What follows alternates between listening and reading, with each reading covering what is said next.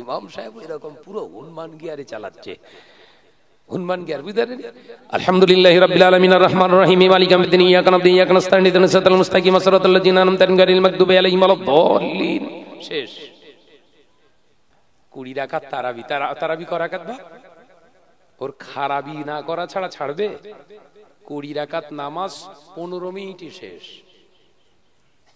চাচা নামাজ শেষে বলছে আজকে ঠিক হলো না, তার মানে কি ওটা 13 মিনিট হলি ভালো হয়। কথা বলছেন না কেন? আমি 2019 সালে আপনাদের নেক দোয়ায় আল্লাহর খানায় কাবাতে গিয়েছিলাম, আল্লাহ নিয়ে গেছিলেন, আমি গিয়েছিলাম, ওখানে গিয়ে তারাবি পড়েছি। সেই থেকে এলাকায় তারাবি পড়ি, আমি তারাবি পড়ি। সেই 19 থেকে বাড়ি আসার পরে 20, 21, 22, 23 এই 4 বছর তারাবি পড়ছি। সেই তারাবির সঙ্গে এই তারাবি মেলাতে পারিনি আমি এখনো। মক্কা এবং মদিনাতুল মুনাওয়ারায় তারাবি হয় 20 রাকাত। ইমামের কেরাত, ইমামের পড়ার তাসির, ইমামের কোরআনের কেরাতটা এত সুন্দর মাধুর্য, আস্তে আস্তে তেলাওয়াত করে যেন শুনে মনে হয় এই মাত্র আসমান থেকে কোরআনটা অবতরণ হচ্ছে। কোনো তাড়াহুড়ো ব্যস্ত কিচ্ছু না। 20 রাকাত তারাবি পড়ছে বলো 2.5 ঘন্টা ধরে। আচ্ছা আচ্ছা কমিউনিটি শেষ করবে বলছে 13 মিনিট হলি ভালো হয় চাচার। ইমাম সাহেব এরকম পুরো উন্মান গিয়ারে চালাচ্ছে, উন্মান গিয়ার, বুঝলেন? আলহামদুলিল্লাহি রাব্বিল আলামিন আর রহমানির রহিম মালিকি ইয়াউমিদ্দিন ইয়্যাকা না'বুদু ওয়া ইয়্যাকা নাস্তাঈন ইহদিনাস সিরাতাল মুস্তাকিম সিরাতাল লাযিনা আন'আমতা আলাইহিম গায়রিল মাগদুবি আলাইহিম ওয়ালাদ-দাল্লিন। শেষ।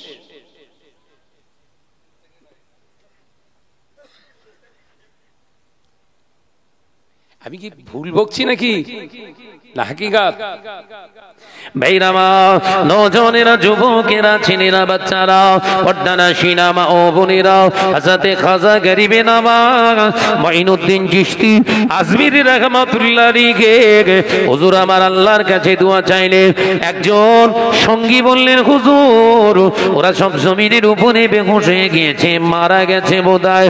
হযরতে খাজা গরিবে নওয়াজ চোখ দুটা খুললেন না, আবার আল্লাহর কাছে দোয়া চাইলেন, আল্লাহ ওদেরকে যদি জানে মেরে দেবে, ওরা যদি মারা যায় কেন আপনার হাবিব আমাকে জমিনে পাঠিয়েছে?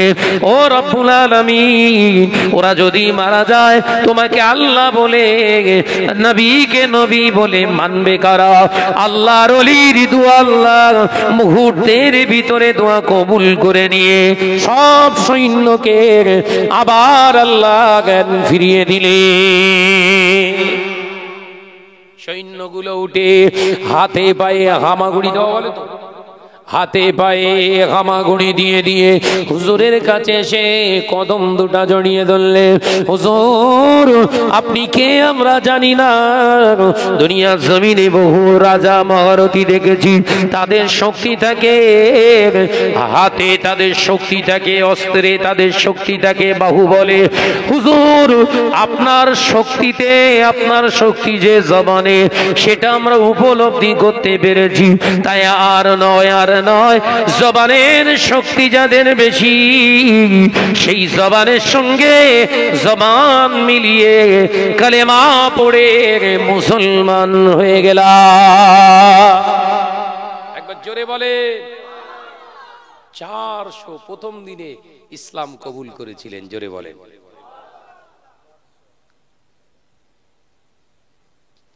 শুনেছেন এসব? খাজা গরিবে নওয়াজ তারাগড় পাহাড়ের নিচে আল্লাহ আল্লাহ আল্লাহ আল্লাহ জিকির করছে। হঠাৎ সঙ্গী বললেন, হুজুর পাহাড়ের উপর থেকে বড় একটা পাথর আসার শব্দ পাওয়া যায়। খাজা হুজুর বললেন, ও বাবারা থেমে যাও, যে আসছে ওকে আসতে দাও, আমি খাজা মুঈনুদ্দিন, আমার বিশ্বাস ওটা যদি আল্লাহ পাঠিয়ে থাকে, আল্লাহর ইশারায় এসে থাকে, ও আমাদের কাছে আসবে, আমাদের ঘাড়ে পড়বে। আর যদি আল্লাহ না পাঠায়, আমি মুঈনুদ্দিন বলছি আল্লাহর হুকুমে যেখানকার পাথর ওইখানে হয়ে দাঁড়িয়ে যাবে। ও নজরেরা, যুবকেরা, হযরতে খাজা গরিবে নওয়াজের জবানের কথাটা শেষ হলো না। দেখতে পাওয়া যায় অত বড় পাথরটা আর গড়াতে গড়াতে হঠাৎ করে থমকে দাঁড়িয়ে যায়। এখনো সে পাথরটা আছে ওই অবস্থায়। দেখেছেন? আজমির শরীফ কে কে গেছেন? হাত তুলেন তো দেখি। আছে না মিথ্যে কথা বলছি? মুসলমান হন, পাথরও কথা শুনবে। আজ ওই 2 নম্বর হন, আজান দিলেও কুকুর চেল্লাবে। কত বুঝতে পারছেন না নাকি? যখন 50,000 মুসলমান ভারতবর্ষে, তখন এই ভারতবর্ষ চালনা করছে মোল্লা কোম্পানি। কি কোম্পানি বললো? মোল্লা কোম্পানি। তখন 850 বছর রাজত্ব করলো মোল্লা কোম্পানি। এখন ভারতবর্ষে মুসলমানদের সংখ্যা 38 কোটি। এখন চালাচ্ছে কারা? ঢোল কোম্পানি। কথা বলছেন না কেন? কারণটা কি? কারণ হলো মুসলমানের ঈদগাহ সুন্দর হয়েছে, মসজিদ সুন্দর হয়েছে, মাদ্রাসা বেড়েছে, মাওলানা বেড়েছে, আলেম বেড়েছে, হুজুর বেড়েছে, পীর বেড়েছে, পীরজাদা বেড়েছে, মোবাল্লিগ বেড়েছে, আমির সাহেব বেড়েছে, শায়েখ সাহেব বেড়েছে। ইমানের কমজোরিটা কমে গেছে। কমে যাওয়ার কারণে সেই সরলতা সুযোগ নিয়ে ইবলিস তার কাজ চালিয়ে দিয়েছে। মুসলমান সংখ্যায় বেড়ে গেছে, মুসলমানের ভিতর থেকে আল্লাহর ভয়টা উঠে গেছে, মুসলমানের ভিতর থেকে নবীর মহাব্বতটা উঠে গিয়েছে। সেই সরলতার সুযোগ নিয়ে এদের তৈরি করা মসজিদগুলো ভাঙতে শুরু করেছে। তার কারণ হলো এই হারামখোর মুসলমানগুলো যদি দোয়া চায়, এদের নবী জানিয়ে দিয়ে গিয়েছে সুদখোরের দোয়া আল্লাহর দরবারে কবুল হবে না। জিনাখোর, মদখোর, তাড়িখোর, লটারিখোর, বন্ধনখোর আর মহিলা সমিতিখোর এরা যদি দোয়া চেয়েও মারা যায়, এদের দোয়া আল্লাহর দরবারে কবুল হবে না। এই সুযোগে মসজিদগুলো ভাগ, এরা আল্লাহর কাছে সাহায্য চাইলে সাহায্য আসবে না। কথা বোঝা গেল?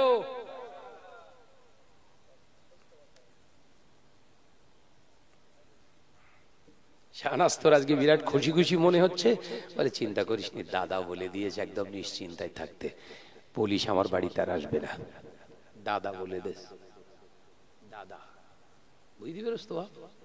দাদা রাত 2:30টার সময় বিছানায় ঘুমিয়ে আছো, হঠাৎ করে আচমকা দাদার সৈন্য এসে হাজির। খোল দরজা খোল। কে কে? বেরো। জামার কলার ঢিড়ির করে তুলতে তুলতে গাড়িতে তুলে নিল। ঝরঝর করে কেঁদে কেঁদে দাদার দিকে তাকাচ্ছে। দাদা বলছে আমার কিছু আর করার নেই। ভুল বলতিস বোধহয়। কার উপরে ভরসা ছিল? খাজা গরিবে নওয়াজের ভোটার কার্ড লাগেনি, আধার কার্ড লাগেনি, রেশন কার্ড লাগেনি, জমির পর্চা রেকর্ড লাগেনি, দলিল লাগেনি, কিছুই লাগেনি। তার ভিতরে ইমানটাই লেগেছিল, ইমানটা মজবুত ছিল। তারাগড় পাহাড়টা নয় বাবা, ওই আজমগড়ের নেতা মন্ত্রী ছিল পৃথিরাজ চৌহান, জয়পাল যোগী। তারাও পর্যন্ত এই মুসলমানের ভয়ে এলাকা ছেড়ে পালিয়ে গিয়েছিল। কারণ ঈমান আছে যেখানে, হারাম থাকবে না সেখানে। একবার জোরে বলেন, ঈমান আছে যেখানে, হারাম থাকবে না সেখানে। আর আমরা মুসলমান আছে, জমিলা আছে যেখানে, ষাঁড় আছে পাশে সেখানে, ফতেমা আছে যেখানে, ষাঁড় আছে সেখানে, সুরাইয়া আছে যেখানে, ষাঁড় আছে সেখানে। এরা আবার বোরকা পরে। কথা বলছেন না কেন? হ্যাঁ ভাবি, বোরকা বললি না, হিজাব করা ফরজ। কত আজ হেরেস দেখেছেন কিরকম? শুধু আদলা ইটির মতো ফতোয়া ছেড়ে বলো হিজাব করা ফরজ। ভাইজান ওই ভাবিকে প্রশ্ন করে যায় হিজাবটার নাম কি? বোরখা। হিজাবটার নাম বোরখা। বোরকার নাম একটা পোশাক, বোরখা মানে একটা লেবাসের নাম, পোশাকের নাম। হিজাবটা হলো ফরজ। হিজাব কাকে বলে? এমনই একটা পোশাক, সেটা বোরখা নাও হয়ে যদি একটা ওড়নাও হয়, যে ওড়নার বিনিময়ে ও মহিলা তোর মাথা থেকে পায়ের তালু পর্যন্ত এমন ভাবে ঢাকতে হবে, আব্রু করতে হবে, বেগানা পুরুষ যেন তোর দিকে খারাপ দৃষ্টি দিয়ে না তাকায়, তোর দিকে তাকিয়ে যেন তোর বডির স্ট্রাকচার গঠন যেন বুঝতে না পারে, তোর দিকে তাকিয়ে যেন কালু মোল্লা হন্যে কুকুরের মতো লাপালাপি না করে। এমনই একটা পোশাক পরিধান কর যে পোশাকের দ্বারা শরীরটাকে আব্রু করা যায়। এই শরীর আব্রু করার নাম হলো হিজাব। একবার জোরে বলেন। বোরখা পরেছে, এখানে লেখা আছে ইংরেজিতে অথবা আরবিতে কিংবা উর্দুতে মাশাআল্লাহ। বোরখা পরেছে, এইখানটায় লেখা আছে মাশাআল্লাহ। মাশাআল্লাহ খুব ভালো জিনিস, কিন্তু তোর বোরখাই ফুল নকশা, চকচকে ঝকঝকে চকমেকে সব লাইটিং মতো করা আছে। কেন তুই হিজাব করছিস না? হিজাব রে ছিঁড়ে ফেলেছিস। কথা বলছেন না কেন? সুরাইয়া খাতুন ওই রকম চেকমেকে বোরকা পরে যখন রাস্তাতে যাচ্ছে না, আমাদের মইদুল বলছে ছেড়ে দে, ছেড়ে যাচ্ছে রে, ছেড়ে দে। কথা বলছে না কেন? আরে হিজাব করলে ওইরকম লাফাবে কেন মইদুল? আমার আলোচনা বুঝতে পারতেছেন তো? ওরা গাল দিচ্ছে, কিছু করার নেই। পর্দার আড়ালে যারা রয়েছে বলছে সব বনেছের দাওয়াত করিস কেন? এরা তো পুরো আমাদের ব্যবসায় পানি তুলে দিচ্ছে একদম। হ্যাঁ, মুসলিম সমাজ শেষ হয়ে গেল। বক্তব্য তোর একটা কোরআনের আয়াত। এই ভাই, আমি এখনো 3টে আয়াত পড়েছি, 2টো আয়াতের উপরে আলোচনা পেশ করছি। বলো 2টো আয়াত, ও শেষ হবে কি তার ঠিক নেই। আর 2 ঘন্টা ওয়াজ করছে 20টা আয়াত। ওই হুজুরকে জিজ্ঞাসা করবেন তো, হুজুর আপনি তো 20টা আয়াতে 2 ঘন্টা ওয়াজ করলেন, আপনি একদিন ক্লাস করেছিলেন, আপনার হুজুরের কাছে কটা আয়াতের তাফসীর পড়েছিলেন? কেন না হুজুর বলেন না? ওই 3টে আয়াতে একটা ক্লাস শেষ। ক্লাস কত মিনিট? 50 মিনিট। তা আপনি 50 মিনিটে 3টে আয়াত আপনার ওস্তাদের কাছ থেকে শিক্ষা নিলেন, আর আমাদের 15টা শিক্ষা দিলেন। বুঝতে পারলাম না, চিটিংবাজি করছেন নাকি? কথা বুঝতে পারছেন না? বুঝতে পেরেছেন? বুঝতে পারেননি? আবার একবার বলি, আলেম হয়েছে ও একদিনে তাফসীর শিখেছে 3টে আয়াতের, একদিনে 3টে আয়াতের তাফসীর শিখেছে, ও আলেম হয়েছে। আর আপনারা মাদ্রাসায় পড়াশোনা করেছেন? করেছেন? জীবনে কোনোদিন পড়াশোনা করেছেন? করেননি? তাহলে আপনাদের ওই 3টে আয়াতের জ্ঞান নেবার ক্ষমতা আছে? ও মাদ্রাসায় পড়ে যদি একদিনে 3টে আয়াতের জ্ঞান নিতে ওর একটা পিরিয়ড শেষ হয়, তাহলে আপনারা 15টা আয়াত আপনাদের কাছে দেয়া হচ্ছে, তার মানে কি ওভারফ্লো মারছে না মারেন? পাত্রে ধরবে 100 গ্রাম পানি, 100 ml, ওর উপর 500 মেরেছেন, কাজ হবেন তো? সব উপচে পড়ে যাচ্ছে।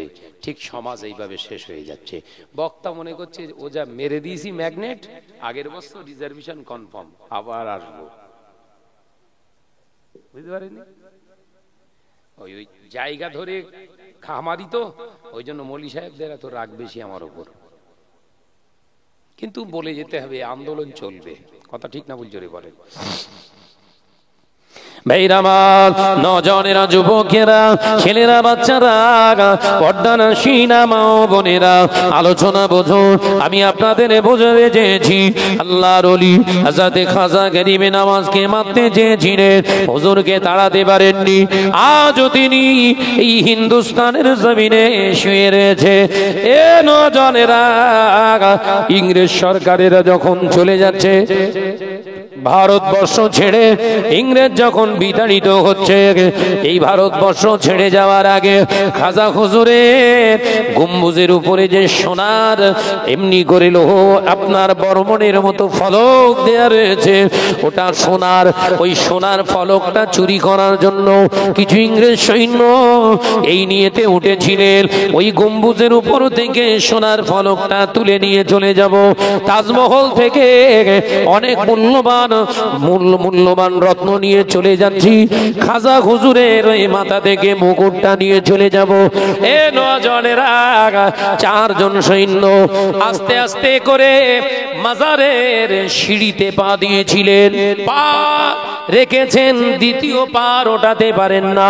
তার কারণ হলো আল্লাহ বললেন যে আমারও হয়ে যায়, আমি আল্লাহ তার হয়ে যায়।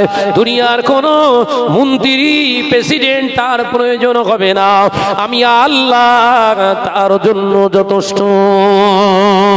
খাজা গরিবে নওয়াজের হুজুর আমার দেখতে পাওয়া যায়, ওই দরবার থেকে সোনা চুরি করবার জন্য যখন এমনি করে পা উঠিয়েছিলেন, ওই ইংরেজের সৈন্যগুলো আর পা তুলতে পারেন না, ওখান থেকে নামতে পারেন না। তারা বুঝতে পেরেছিলেন উপায় নাই। ওই সময় মাজারে খাদেম বেরিয়েছে, বলেছিল কি ব্যাপার না, আমরা বেয়াদবি করবো ভেবেছিলাম, চুরি করে নিয়ে যাব সোনা, এই নিয়ত করে পা দিয়েছিলাম, আমরা আর পা ওঠাতে পারি না, নামাতেও পারি না, আমাদের উপায় কি?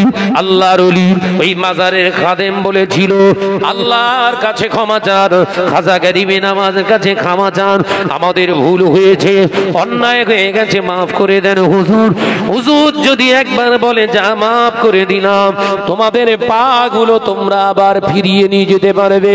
আল্লাহর ওলির দরবারে কান ধরে কান্নাকাটি করেছিল ইংরেজ সৈন্যরা, সাথে সাথে পা আবার স্বাভাবিক উঠাই উঠিয়ে নিতে পেরেছিলে।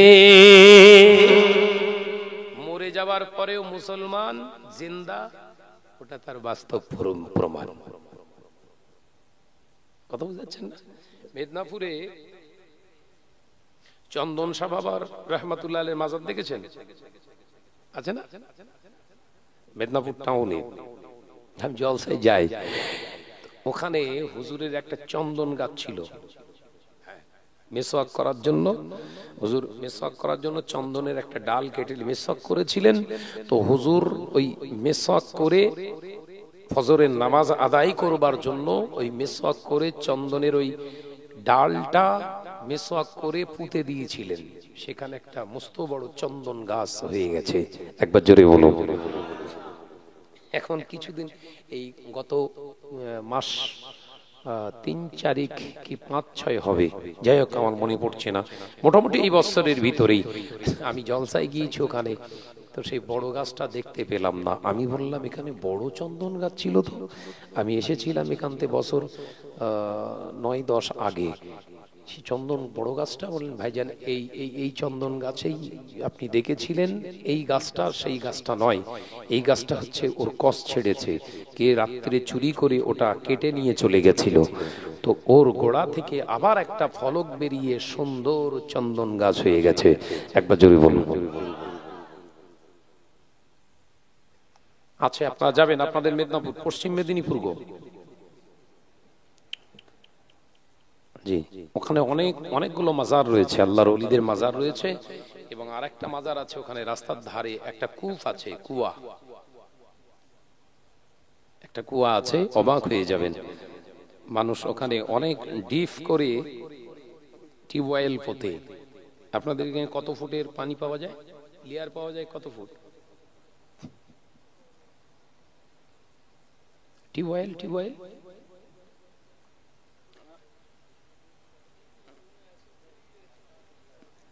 খাবার পানির কথা বলছি, 200-250। আর ওইখানে গিয়ে কুয়াতে আপনি হাত বাড়িয়ে পানি তুলতে পারবেন। সেই কুয়াটা ওর আশেপাশে যে পুকুরগুলো রয়েছে সেই পুকুরে পানি থাকে না, কিন্তু ওই কুয়া কুয়ার পানি শুকোয় না, যেমন পানি হাজার হাজার লিটার পানি নিয়ে যাচ্ছে, ওই পানিটা এখনো সেই অবস্থাতেই আছে। আল্লাহর ওলির দোয়া, আল্লাহর ওলির দোয়া। কাইমুজ্জামান বড় হুজুর পীর কেবলা বলেছিলেন, বাবা এই কুয়ার পানিতে শেফা আছে। একবার জোরে বলুন। আমি ওই কুয়ার পানি খেয়েছি জিয়ারাত করতে গিয়ে, বুঝতে পেরেছেন? হুজুরের মাজার ওই পাশেই আছে একটা আল্লাহর ওলি শুয়ে আছে, আমি নামটা ভুলে যাচ্ছি, মেদিনীপুরে হাজার হাজার আল্লাহর ওলির মাজার রয়েছে। কথা বুঝতে পেরেছেন তো? আমার সোনার মানিকের আমি যে কথা বলতে চেয়েছিলাম, আল্লাহর হয়ে যায়। আমরা দুনিয়ায় এসেছি, আমাদের মুখ্য উদ্দেশ্য, আল্লাহ আমাদের পাঠিয়েছে কি উদ্দেশ্যে? তার ইবাদত বান্দিগির জন্য। ভাইরা, নজনেরা, যুবকেরা, ছেলেরা, বাচ্চারা, পর্দানাশীনা মা ও বোনেরা, আলোচনা বোঝাতে চেয়েছিলাম, আল্লাহ নবী পাক জবানে জানালেন, না না না না না, ও আমার সাহাবীরা, মুসলমানের ঘরের ভিতরে, দেহের ভিতরে হারাম ঢুকে যাওয়ার কারণে ওর ভিতর থেকে তৃতীয় নাম্বার জিনিসটা উঠে যাবে। সেটা অন্য কিছু নয়, সেটা হলো আহাব্বায়ে রাসূল। আমি রাসূলুল্লাহর মহব্বতটা শেষ হয়ে যাবে। ও আমার সাহাবীরা, আমি নবী জানিয়ে দিলাম, ওই সময় বিবির প্রতি মহব্বত বেড়ে যাবে, সন্তানের প্রতি মহব্বত বেড়ে যাবে, ধনসম্পদের প্রতি মহব্বত বেড়ে যাবে। আমি রাসূলুল্লাহকে তারা ভালোবাসবে না। ও নজনেরা, যুবকেরা, এটা হলো হারামের সাইড এফেক্ট। ওরা আর মসজিদি মাদ্রাসা আর টাকা খরচ করতে চাইবে না, আলেমের পিছনে আর টাকা খরচ করতে চাইবে না, ইমাম সাহেবদের সম্মান করবে না, ওদের ভিতরে হারাম প্রবেশ করার কারণে ওরা আর আমি রাসূলুল্লাহকে মহব্বত করবে না। ও নজনেরা, যুবকেরা, ছেলেরা, বাচ্চারা, আজকে সমাজে লক্ষ্য করা যায় এটা, আলেমদের সম্মান করে না, ইমাম সাহেবদের মাইনে নয়। ইমাম সাহেবের মাইনে যদি 8 থেকে 10,000 টাকা হয়ে যায়, তার প্রতি কড়া লক্ষ্য রেখে দেখো, কোনো ফল পেলে ওকে ভিটে ছাড়া করে দাও। 8 থেকে 10,000 টাকা মাইনে, তাও বহু জায়গায় নেই। কথা ঠিক না ভুল যদি বলেন? একদম কবুতরের মতো তীক্ষ্ণ নজর, বাজ পাখির মতো নজর দিয়ে রেখেছে, কোনো ফল পেলেই চলবে না। ইমাম সাহেব চলবে না। কেন চলবে না? এই ইমাম সাহেব চলবে না কেন? না, ইমাম সাহেবের এই হয়েছে, কি হয়েছে না, ইমাম সাহেব ওই মহিলারা দাঁড়িয়েছিল ওখানে যে গল্প করেছে।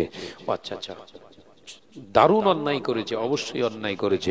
মহিলাদের বেগানা নারীর সঙ্গে গল্প করাটা তো অবশ্যই অন্যায় হয়েছে, অন্যায় হয়েছে। ওকে এক চান্সে নয়, একবার বলুন, যদি না শোধরায় 2 বার বলুন, না শোধরায় 3 বারের বার সিদ্ধান্ত নিন। কথা বুঝতে পারছেন না? এখন যে ব্যক্তি বলছে ও পরকীয়ায় লিপ্ত, গোপনে গোপনে অন্যের বউয়ের সঙ্গে খুব ভালো সম্পর্ক রেখেছে, ওর কথাটা নেওয়া যাবে? কথা বলে না তো। এখন তো এইভাবেই হচ্ছে বিচার। ভাইরা, নজনেরা, যুবকেরা, ছেলেরা, বাচ্চারা, পর্দানাশীনা মা ও বোনেরা, আলোচনা বুঝুন। আমি আপনাদের সঙ্গে বলতে চেয়েছি যেটা, তাহলে ইমামরা হলো আপনাদের ইমাম, আপনাদের নেতা। আপনাদের নেতা মানে কোন নেতা? শুধু আখেরাতের পথ দেখানো নেতা নয়। দুনিয়ায় আপনি তার ডাইরেকশনে আপনি চলবেন, সলিউশনে আপনি চলবেন। সে আপনাকে খারাপ রাস্তা দেখাতে পারে না। ওই ইমামকে যখন আপনি মর্যাদা দেবেন, আল্লাহ নবী জানিয়ে দিলেন, আল উলামা ওয়ারাসাতুল আম্বিয়া, আলেম সম্প্রদায় হলো আমি রাসূলুল্লাহ আমার উত্তরসূরি। যে আলেমদেরকে সম্মান করলো, মহব্বত করলো, সে আমি রাসূলুল্লাহকে ভালোবাসলো। একবার জোরে বলেন।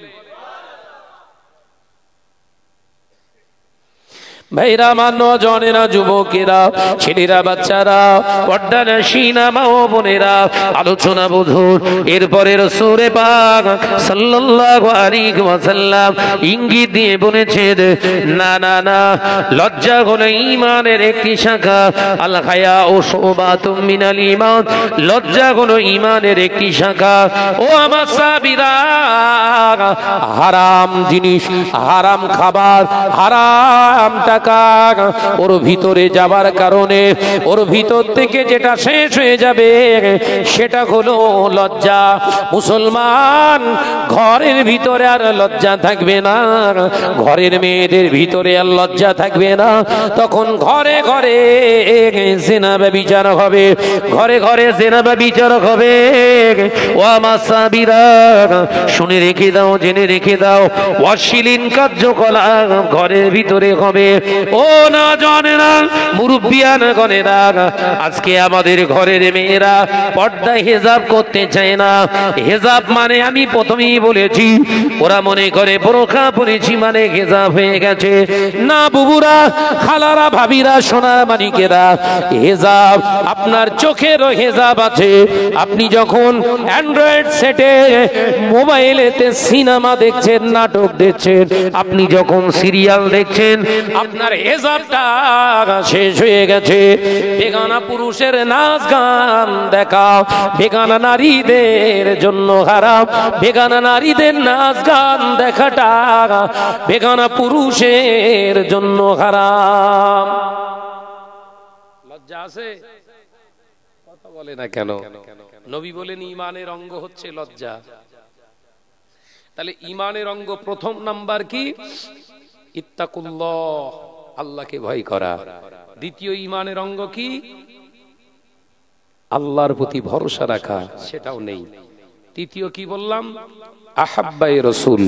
বিশ্ব নবী বললেন, লা ইউমিনু আহাদুকুম হাত্তা আকুনা আহাব্বা ইলাইহি মিন মালিহি ওয়া আহলিহি ওয়া আন-নাস আজমাইন। আমি রাসূল পাক সাল্লাল্লাহু আলাইহি ওয়াসাল্লাম জানিয়ে দিলাম,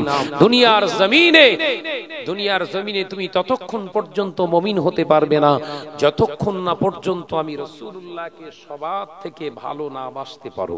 একবার জোরে বলুন। নবী উদাহরণ দিলেন, মিন মালিহি, তোমার ধন সম্পদের থেকে, ওয়া আহলিহি, তোমার স্ত্রী, আহলিয়া, পিতা মাতা, সন্তানাদি যারা আছে তাদের থেকে। আমি রাসূলুল্লাহকে মহব্বত বেশি করতে হবে, তবেই তুমি একজন মুমিন হতে পারবে, তার আগে নয়।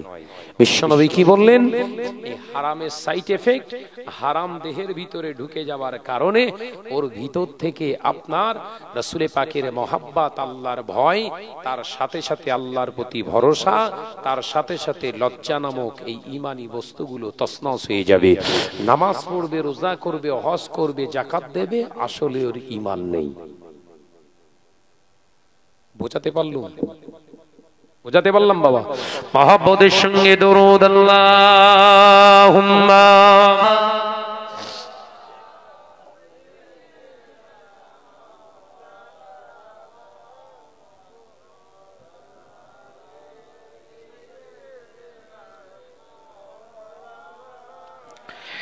একদিন তোমারি নাম মসজিদে হবে এলান, একদিন তোমারি নাম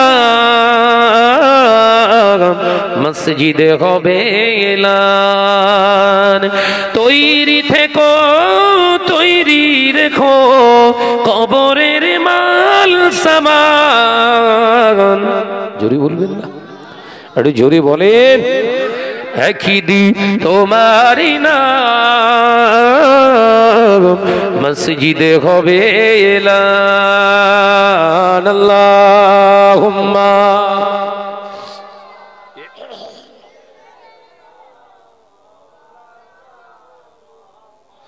ওয়া আলা আলিহি।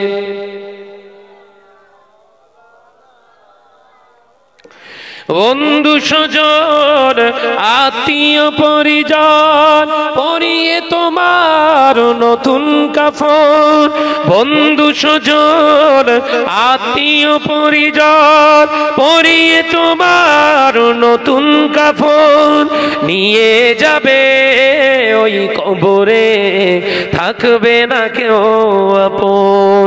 একই দিন তোমারই না মসজিদে হবে এলান, একই দিন তোমারই না মসজিদে হবে এলান। আল্লাহুম্মা সাল্লি আলা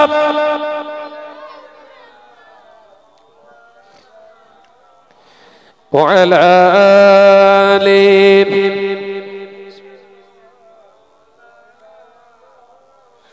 টাকা কড়ি গাড়ি বাড়ি থাকবে না কেউ সঙ্গে তোমার, টাকা কড়ি গাড়ি বাড়ি থাকবে না কেউ সঙ্গে তোমার, থাকবে সেদিন সঙ্গী হয়ে নূর নবীর সুন্নাত। জোরে হবে না নারে তাকবীর, নারে তাকবীর। থাকবে সেদিন সঙ্গী হয়ে নূর নবীর সুন্নাত, একই দিন তোমারই না মসজিদে হবে এলান, একই দিন তোমারই না মসজিদে হবে এলান। আল্লাহুম্মা সাল্লি আলা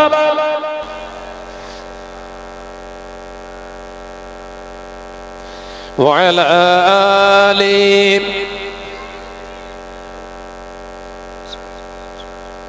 আমার সোনার চাঁদ মানিকেরা, আলোচনা করতে করতে একদম শেষ